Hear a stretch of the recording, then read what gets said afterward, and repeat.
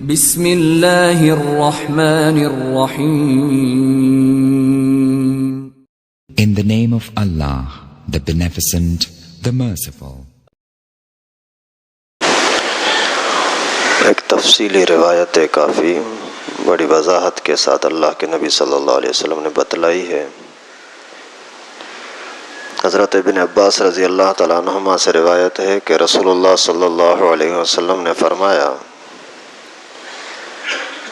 اللہ تعالیٰ نے حضرت ابراہیم علیہ السلام کو حکم کیا کہ جا کر کے مکہ مکرمہ کو کعبۃ اللہ کو آباد کر. حضرت ابراہیم نے اپنی بیوی کو اور بچے کو لے کر کے، ہاجرہ اور اسماعیل، ان کو لے کر کے یہاں کعبۃ اللہ کے قریب لے آئے. یہاں کچھ بھی نہیں تھا، نہ کعبۃ اللہ بنا ہوا تھا، نہ کوئی آدمی تھا، نہ کوئی پانی تھا. وہاں ان کو چھوڑ کر کے واپس جیسے جانے لگے تو ہاجرہ نے، گھر والی نے پوچھا، یہاں ہمیں کس کے حوالے کر کے جا رہے ہو؟ 2-3 مرتبہ پوچھا لیکن انہوں نے جواب نہیں دیا. پھر پوچھا، کیا اللہ تعالیٰ نے کا یہ حکم ہے؟ تو حضرت ابراہیم نے فرمایا ہاں، اور چلے گئے. بیوی کو اور بچے کو، دودھ پیتے بچے کو چھوڑ کر چلے گئے. جب بہت دور چلے گئے اور ان کی نظر نہیں پڑ رہی تھی ہاجرہ والوں کی، تو وہاں سے اللہ تعالیٰ سے دعا کی کہ اللہ، میں نے اپنے بچے کو، بیوی کو تیرے حوالے کیا ہے، ان کی حفاظت کرنا، ان کے مال میں برکت رکھنا، رزق روزی میں برکت دینا. یہ کہہ کر کے چلے گئے. اور اللہ تعالیٰ کی قدرت، ان کے پاس صرف کھانے کے لیے کھجور تھی اور پانی تھا اور کچھ بھی نہیں. پانی بھی ختم ہو گیا، کھجور بھی ختم ہو گئی. پھر ماں بہت پریشان ہوئی کہ ابھی کیا کریں. پھر اتنے میں دوڑ رہی تھی صفا اور مروے کی طرف، کہیں سے پانی نظر آئے، کوئی بندہ نظر آئے جہاں سے پانی لے لوں. تو پھر وہاں ایک فرشتے نے آواز دی زمزم کی جگہ سے کہ تیرا مطلب یہاں پورا ہوگا، ادھر آ جا. جیسا ہی واپس آئی تو اس نے پر مارا زمین کو، وہاں سے زمزم کا کنواں شروع ہو گیا. اور وہاں سے اس نے پانی خود بھی پیا اور بچے کو بھی پلایا. جتنا اس کو ضرورت ہوتی اتنا پانی نکلتا، پھر بند ہو جاتا.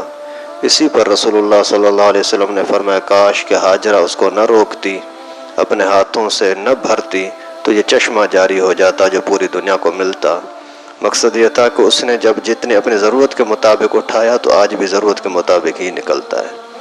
یہ اللہ تعالیٰ کا قانون ہے. حج کے موسم میں لاکھوں لوگ ہوتے ہیں تو پانی زیادہ آتا ہے. آج کل لوگ نہیں ہیں تو پانی زمزم کا نکلتا بھی نہیں ہے. یہ اللہ کا نظام. پھر جب وہاں پانی آنا شروع ہوا تو جرہم کا قبیلہ دور سے جا رہا تھا. اوپر دیکھا کہ پرندے سامنے کھڑے ہوئے ہیں، اڑ رہے ہیں اسی ایک جگہ پر. اندازہ کیا کہ شاید یہاں پانی ہوگا. قریب آ گئے، آ کر کے پوچھا کہ پانی ہے؟ بتلایا کہ ہاں پانی ہے. پھر بی بی ہاجرہ سے پوچھا، ہمیں یہاں رہنے کی اجازت ہے؟ فرمایا ہاں اجازت ہے. پھر وہاں آبادی شروع ہو گئی.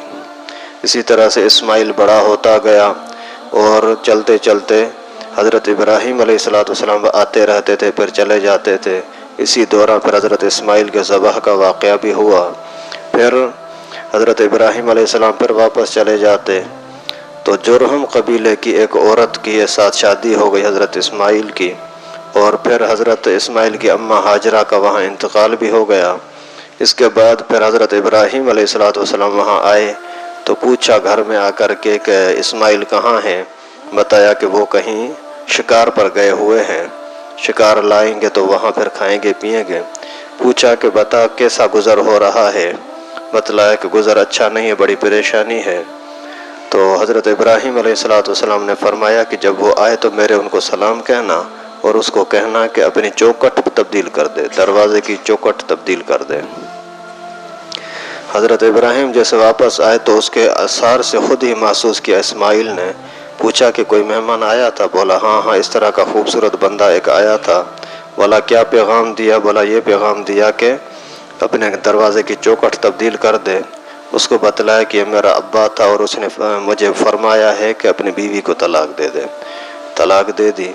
پھر دوسری شادی ہو گئی. پھر کچھ عرصے کے بعد جب دوبارہ تشریف لائے تو آ کر کے دروازے گھر میں آئے. پوچھا کہ کیسے گزر ہو رہا ہے، اسماعیل کہاں ہے؟ بولا وہ کام پہ گئے، یہ شکار پہ گئے ہوئے ہیں. کیا کھاتے پیتے ہو؟ بولا گوشت کھاتے ہیں اور پانی پیتے ہیں.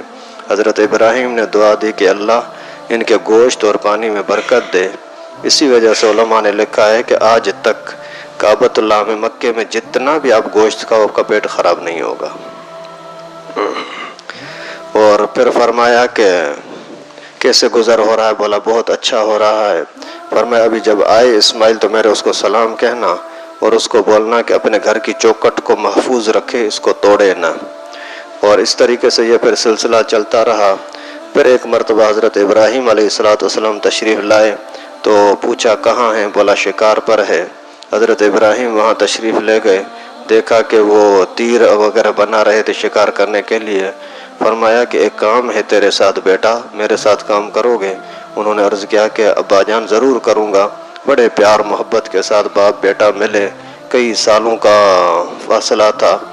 اور ابا کیا کام ہے؟ فرمایا کہ اللہ تعالیٰ نے حکم دیا ہے کہ کعبۃ اللہ بناؤ۔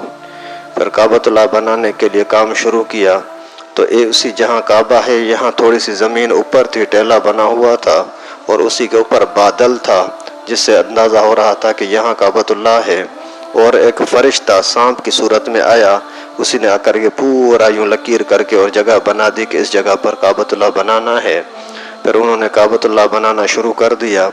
جیسے ہی کعبۃ اللہ پورا ان کے قد کے برابر ہو چکا، اوپر جانا تھا تو حضرت ابراہیم علیہ السلام جس پتھر پر کھڑے ہو کر کے اور اوپر اینٹ رکھنے لگے تو وہ خود ہی پتھر آگے چلنے لگا اور پورا چلتا گیا، اور اللہ کے نبی اسماعیل اینٹیں دیتے آئے، پتھر دیتے آئے، اور دوسرا اللہ کا نبی ابا وہ پھر تعمیرات کرتے گئے۔ پورا کعبۃ اللہ بن گیا۔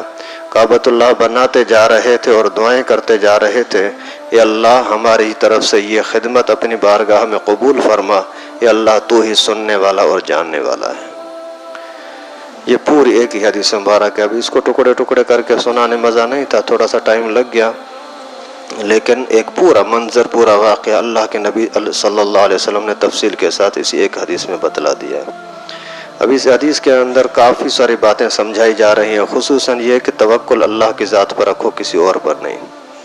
کتنے سالوں کے بعد، 90 سال کی عمر کے بعد باپ کو بیٹا ہوا ہے، حضرت ابراہیم کو بیٹا ہوا ہے، یہ حضرت اسماعیل، اسی کو جنگل کے اندر نہ کوئی گھر بنا کے دیا، نہ کوئی کھانے خوراک کا انتظام کیا، اللہ کے حوالے کر دیا۔ اللہ تعالیٰ نے انہی کی برکت سے پوری قوم کو زمزم عطا کیا، یعنی صبر کی وجہ سے، قربانی کی وجہ سے آج تک جو بندہ بھی ایک گھونٹ زمزم کا پیتا ہے تو بی بی ہاجرہ ثواب کی حقدار بنے گی کہ اسی کے صدقے ہمیں ملا تھا۔ یہ ہے شوہر کے حکم کی وفاداری، اللہ کے حکم کی تابعداری کا نتیجہ۔ اسی طریقے سے پھر اللہ تعالیٰ نے مکے کے اندر خاص طور پر برکت فرمائی کہ وہاں کے کھانے پینے کے اندر اللہ تعالیٰ نے برکت رکھی ہے۔ پوری دنیا کے اندر جو بھی کوئی پھل فروٹ ہوتا ہے وہاں ضرور پہنچتا ہے، اپنے جہاں وہ پھل ہو رہا ہے وہاں کٹ جائے گا، ختم ہو جائے گا، لیکن وہاں کعبۃ اللہ سے ختم نہیں ہوتا۔ اور اسی طریقے سے پھر جب اللہ تعالیٰ کا حکم آئے تو پھر آدمی یہ نہ سوچے کہ میں کس کے حوالے کر رہا ہوں، بس اللہ کے حوالے کیا، اللہ تعالیٰ خود ہی اس کی مدد کرنے والے ہیں۔ اسی طریقے سے پھر انہوں نے اپنے گھر کو بنانے کی طرف توجہ نہیں دی، لیکن اللہ کے گھر کو بنانے کی طرف توجہ دی۔ ہمیں سبق دیا گیا کہ آپ کی محبت، آپ کی دلچسپی اللہ کے گھر کے ہونی چاہیے، اپنے گھر کے ساتھ نہیں۔ اسی طریقے سے سبق دیا کہ اگر بیوی ناشکری ہے اور شوہر کی شکایت کرتی ہے تو وہ بیوی گھر میں رکھنے کے لائق نہیں ہے، کسی طرح سے اس کو سنبھال کے چلو تاکہ گھر کے اندر محبت کا ماحول ہوگا تو رحمت آئے گی، نفرت کا ماحول ہوگا تو رحمت ختم ہو جائے گی۔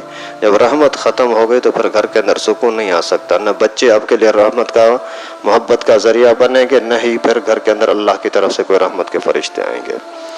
اسی طریقے سے اتنا بڑا کام کیا تو بھی کوئی فخر نہیں کہ میں نے اتنا بڑا کام کیا ہے، میں نے مسجد بنا دی، میں نے یہ کیا، میں نے کیا، یہ کیا، نہیں، اللہ کا شکر ادا کر رہے ہیں، یا اللہ تو ہماری اس خدمت کو اپنی بارگاہ میں قبول فرما، تو ہی ہماری محنت کو دیکھنے والا ہے، سننے والا ہے، جاننے والا ہے۔ اللہ تعالیٰ سے دعا ہے کہ اللہ پاک ہم سب کو انبیاء کرام کے نقش قدم پر چلنے کی توفیق نصیب فرمائے۔ وآخر دعوانا الحمدللہ۔ لائک کریں ہماری ویڈیو کو، سبسکرائب کریں اور ساتھ میں بیل آئیکن کو دبانا نہ بھولیں۔